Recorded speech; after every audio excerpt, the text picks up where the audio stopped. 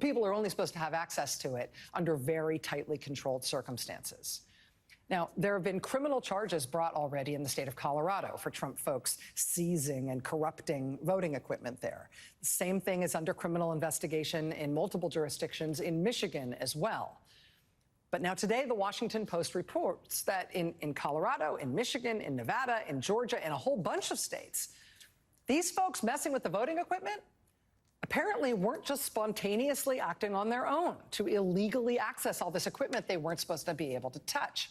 They didn't just all have the same idea all at once, independently, coincidentally. The Washington Post reports today, in something of a bombshell, that just like with the fake electors, this one, too, appears to have been a centrally coordinated effort run by people close to Trump, including at least one Trump campaign lawyer. Again, with the fake electors thing, it was evidence of the Trump campaign's involvement, their national coordination of what otherwise looked like disparate efforts in a whole bunch of states.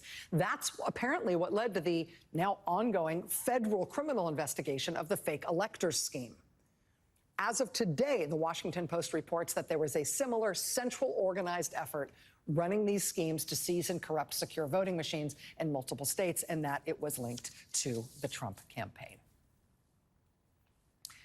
So, all of us who've been trying to track all these things, we're all going to have to add another column to the billboard-sized spreadsheets we're all maintaining now, trying to keep track of the various criminal investigations that surround the last president.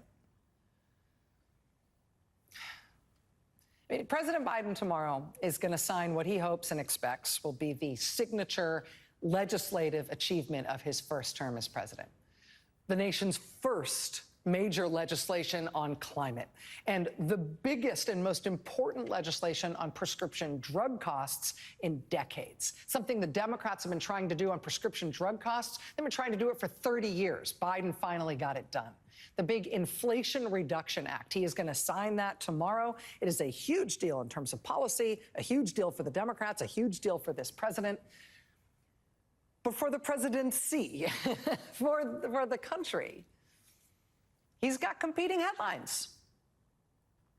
Because it turns out there are years and years and years of ramifications of electing somebody who, from the very start, was keeping espionage prosecutors busy here at home.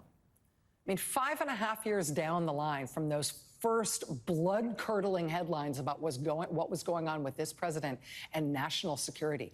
5.5 years after they hired him a national security advisor, even though they knew he was under federal investigation as a potential foreign agent. 5.5 years down the line, that Trump national security advisor, Michael Flynn, has been pardoned by Trump after he pled guilty to lying to investigators about his contacts with a different foreign hostile government. And the Defense Department recently announced that they're going to try to recoup tens of thousands of dollars the Russian government paid to Michael Flynn that he never declared. I mean, 5.5 years down the line from the stomach-churning start of that plot in the spring of 2017.